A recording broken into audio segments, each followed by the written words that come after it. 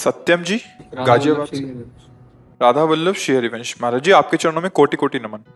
महाराज जी, अक्सर ऐसे लोग मिलते हैं बाहर भी और परिवार में भी जो भगवत मार्ग की बातों पर कुतर्क करने लग जाते हैं, साधु संतों पर दोष दृष्टि करते हैं और पर निंदा करते हैं। अब उनकी ये बातें मेरे हृदय को कई दिनों तक जलाती रहती हैं। अब ऐसे समय हम कैसे अपने आप को बचाएं? ऐसा क्या करें कि हमारा कोई भी अपराध ना बने और उनकी बातों का प्रभाव भी हम पर ना पड़े?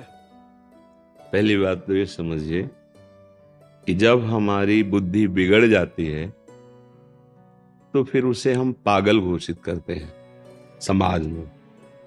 पागल कब समझ में आता है? जब वो जो चीज लेनी नहीं चाहिए वो उठा रहा है, जो करना नहीं चाहिए वो कर रहा है, उसी को तो पागल कहते हैं ना।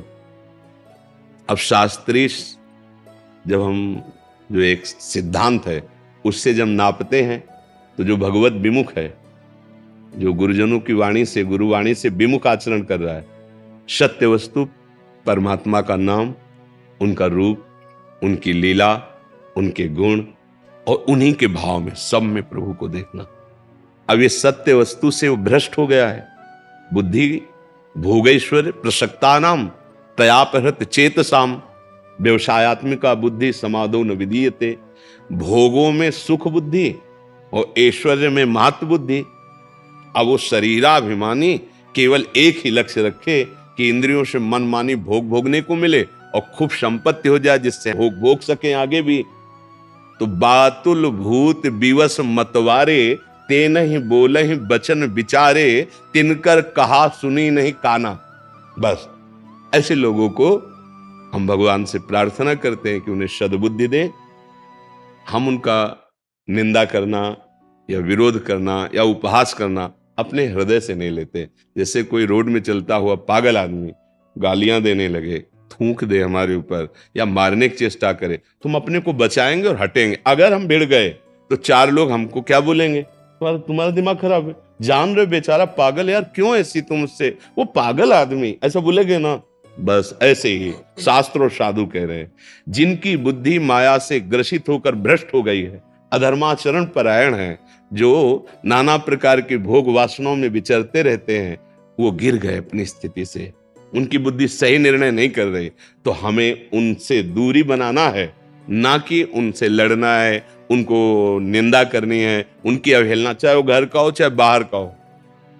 परमार्थ का पथिक किसी बाहरी सहयोग से अपने को नहीं बचाता, विवेक के द्वारा, ज्ञान के द्वारा अपने को बचाता है। ये बात ध्यान रखना।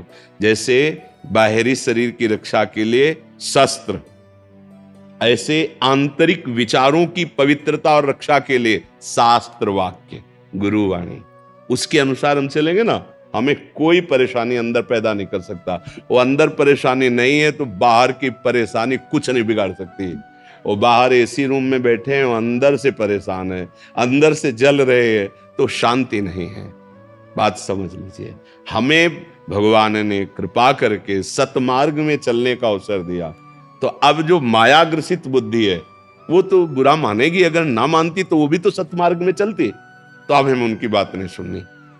हमारे तो शास्त्रों में यहां तक वर्णन है, जिसके हृदय में हरि भक्ति नहीं, धर्म नहीं, वो जीवित मरा हुआ प्राणी है। जिन हरि भगति हृदय नहीं आनी, जीवित सब समान ते प्राणी। अब मुर्दे से क्या आकांक्षा करोगे?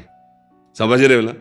बस प्रणाम कर लो, अपने मार्ग में चलो। ये हम बिल्कुल नीचे उतर कर आपको समझा रहे हैं। नहीं, अगर हम परमार्थ की ऊंचाई से बात करें तो जिसकी आराधना कर रहे हो वही तुम्हारी परीक्षा के लिए तुम्हें कटुवचन बोल रहा है, वही तुम्हारी परीक्षा के लिए कि तुम कितने पुष्ट हो, वही प्रतिकूलता पैदा कर रहा है। दूसरा कोई है ही नहीं, एक ही घट घट में रमा हुआ वही परम तत्व जिसकी तुम आराधना करके प्राप्त करना चाहते हो, तुम्हारे सामने तुम्हारी परीक्षा के लिए तुम्हारे ही उपासना के विरुद्ध आचरण कर रहा है। अब करो उस पर भगवत भाव, पर उतनी क्षमता नहीं। तो इसीलिए हम नीचे से आपको समझा रहे कि जैसी योग्यता होती वैसे उस परमार्थ के शब्दों का प्रयोग किया जाता है। आप समझ पा रहे हैं जी?